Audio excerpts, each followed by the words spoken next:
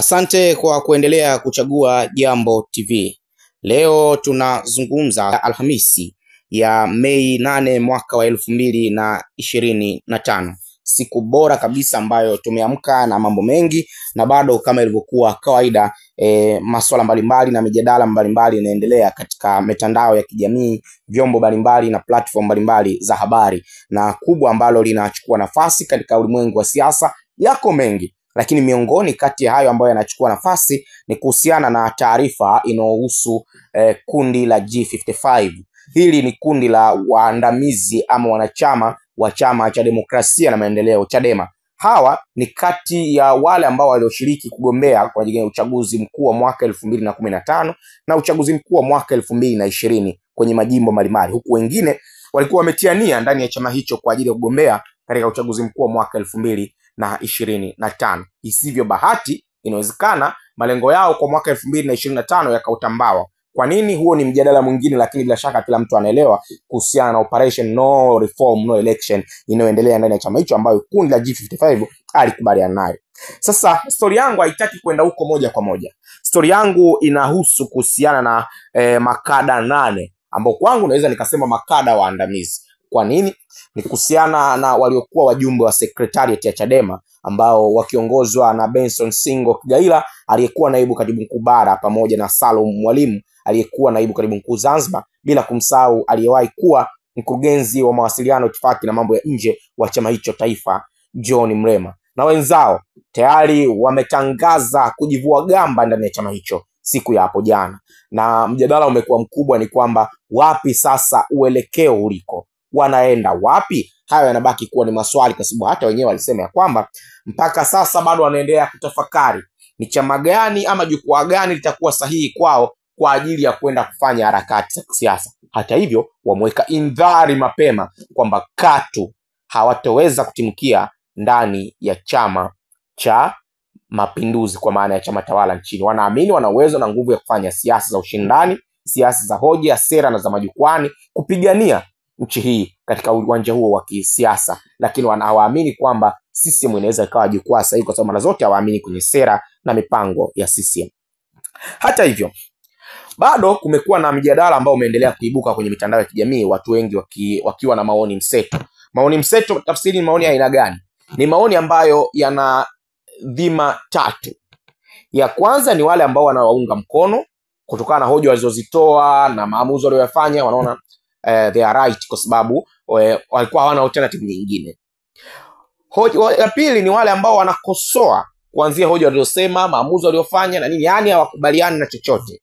Na kundi la tatu ni wale ambao liko katikati. Kuna wakati niko na kama uko sahihi hivi, kuna wakati kama hawako sahihi. Halafu kuna kundi wao alijui chochote, yani alioni kama wako sahihi, alioni kama hawako sahihi, yani wapo tu, atipendi kuwa katikati, yani hata uelewe mwelekeo wao wakoje. Akikutana na Abeli akisema wako sawa, na yeye anasema wako sawa. Akikutana na Juma akisema wako sawa, anasema wako sawa. Kuna mtu akiwa vuguvugu na yeye yuko vuguvugu. Hawa ni wenzangu na mie. Sasa mimi niko katikati, hata sielewi ikoje. Wako sahihi, hawako sahihi, wako katikati, yote hayo kwangu mimi naona niko sawa tu. Mimi ni Raidan Mohamed, mwenzangu ni Ramadhan Ali. Tunakuletea kupitia maoni mseto kila ambacho watu wanazungumza katika platform mbalimbali na mtazamo ya watu kuhusiana na kile ambacho wanakisema. Sasa nimekutana na chapisho la mtu akihusiana na kile wale ambao wamehama, anajaribu kunasibisha kwamba inawezekana yeye kwa mtazamo wake kwamba hawa sio tu kwamba ni wajumbe wa secretariat labda wameamua kutangulia,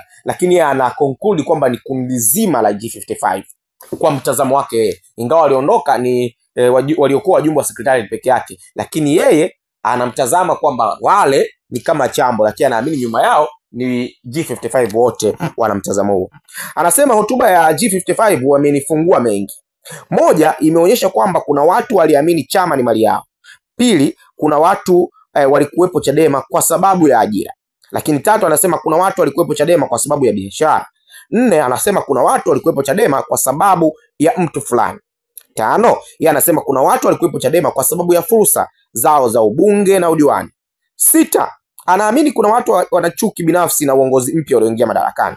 Kwa maana hapo anaamini kuna watu wana chuki binafsi na Tundu Lissu, mwenyekiti wa Chadema taifa wa sasa, John Heche, makamu mwenyekiti wa Chadema Tanzania bara kwa sasa, lakini mzee Saidi Mzee ambaye ni makamu mwenyekiti wa Chadema Zanzibar kwa sasa, na pia katibu mkuu wa sasa John Mnyika ambaye pia ni ameteuliwa katika uongozi huu mpya, lakini alikuwepo pia katika uongozi uliopita. Naibu katibu mkuu bara Amani Gorugwa, lakini naibu katibu mkuu pia Zanzibar kwa maana ya wakili Ali Ibrahim, na wajumbe wa kamati kuu, secretariat na viongozi wengine wapya ngazi mbalimbali. Huyo anaamini kuna watu wanachuki na hao viongozi. 7, anasema kuna watu hawaamini katika katiba na kanuni za chama pale inapogusa maslahi yao. Nakumbuka wale waliojiapiza dhidi ya wabunge 19 kwa tuhuma za usaliti, ila wao wakitenda makosa ya usaliti wanataka ionekane ni tofauti tu za kimtazamo. 8, kuna watu wanafurahia mapito ambayo Lissu anapita, na ndio maana wanatumia muda ambao yupo gerezani kujivinjari badala ya kushiriki kudai haki yake. Mapito ambayo yanazungumzwa hapa ni, tutakumbuka, Tundu Antipas Mughwai Lissu, mwenyekiti wa Chadema Taifa, rais wa zamani wa chama cha wanasheria Tanganyika kwa maana ya TLS, mbunge wa zamani wa jimbo la Ikungi Mashariki kule Singida, kiongozi wa zamani wa mnadhimu wa kambi rasmi ya upinzani bungeni huko nyuma. Kwa hiyo ana profile kubwa sana Tundu Antipas Mughwai Lissu, wakili mwandamizi huyu. Yeye anasema sasa hivi anapitia mapito, na mapito yenyewe ni ya kisheria ambayo yuko ndani gerezani akikabiliwa na shtaka la uhaini, moja kati ya mashtaka makubwa katika nchi yetu. Na mpaka hivi sasa, kumbuka, shauri lake linaendelea katika mahakama ya hakimu mkazi Kisutu kwa ajili ya kutajwa, na taratibu za upelelezi zitakapokamilika basi itapelekwa katika mahakama kuu ya Tanzania masjala ndogo ya Dar es Salaam kwa ajili ya kuanza kusikilizwa. Lakini nje hayo, kumbuka pia na makosa mengine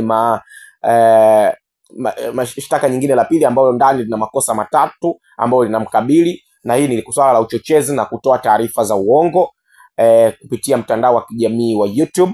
Na taarifa ya kwanza ni ile ambayo inadaiwa ya kwamba alitoa kauli ya kwamba mapolisi wote wa nchini CCM na mara zote wamekuwa kwenye chaguzi wakienda wakiobeba vibegi vyao kura feki, akitolea mfano katika uchaguzi wa serikali za mitaa mwaka 2024.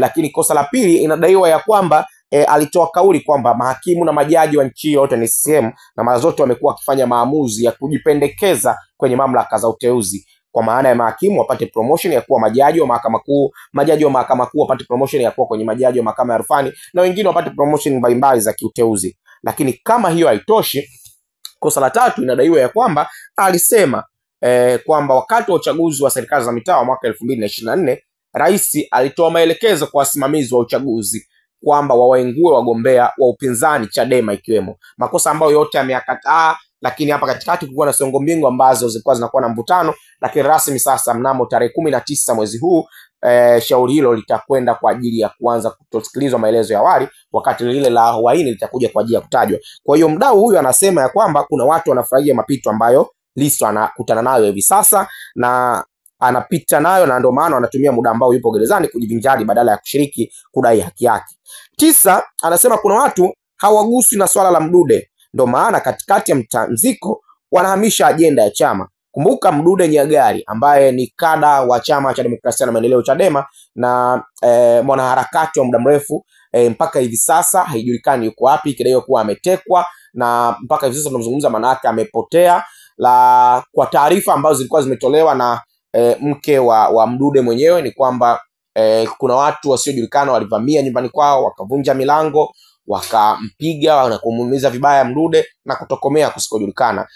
Kulikuwa na picha njongeo ama video ambazo zilikuwa zinasambaa kwenye mitandao ya kijamii ikionyesha michirizi ya damu ambayo imemwagika na ikionyesha namna gani Mdude ameumia. Mpaka hivi sasa, licha ya jitihada mbalimbali ambazo zinafanywa na ndugu, jamaa, marafiki, chama chake, vyombo vya dola, lakini mpaka hivi sasa bado haijajulikana yuko wapi. Kumekuwa na story ndefu kuhusiana na hilo. Kumbuka kuna kijana mmoja amejitokeza anadai kwamba siku 2-3 nyuma kabla ya Mdude kupatwa na kadhia hiyo, kuna watu walikuja ambao inadaiwa kwamba walijitambulisha ni maafisa wa jeshi la polisi, na wakasema kwamba watampa donge nono kama ataonesha aliko makazi ya Mdude, jambo ambalo yeye hakuifanya.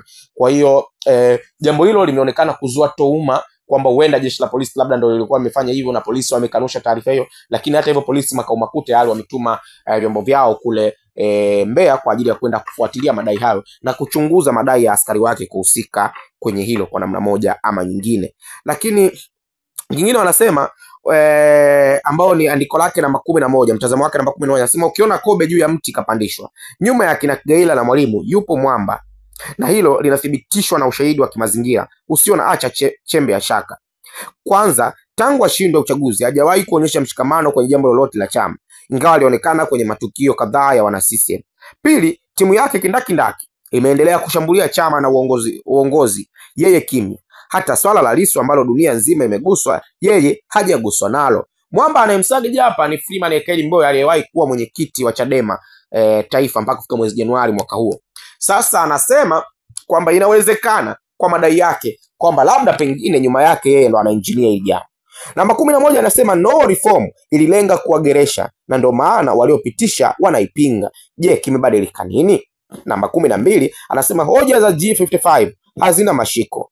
Mathalan wanasema kwamba walishiriki kipindi cha Magufuli ambaye alikuwa mkorofi, lakini CCM ya sasa ni nyepesi. Hata hivyo hawasemi kwenye huo uchaguzi wa Magufuli walipata nini. Hawasemi kwa nini hii CCM ya sasa wameshindwa kutetea vijiji, mitaa na vitongoji. Karibu vyote. Huo ni mtazamo wake kutokana na kile ambacho kinaendelea ama kutokana na hoja ambazo zinazungumzwa kuhusiana na makundi hayo. Mimi ni Raidhan Mohamed. Wewe una mtazamo gani? Wewe una maoni gani? Na wewe pia ni miongoni mwa watu ambao wana maoni mseto kuhusiana na jambo hili. Hilo linabaki kwenye kichwa chako na tafsiri yako kuhusiana na kile ambacho kinaendelea.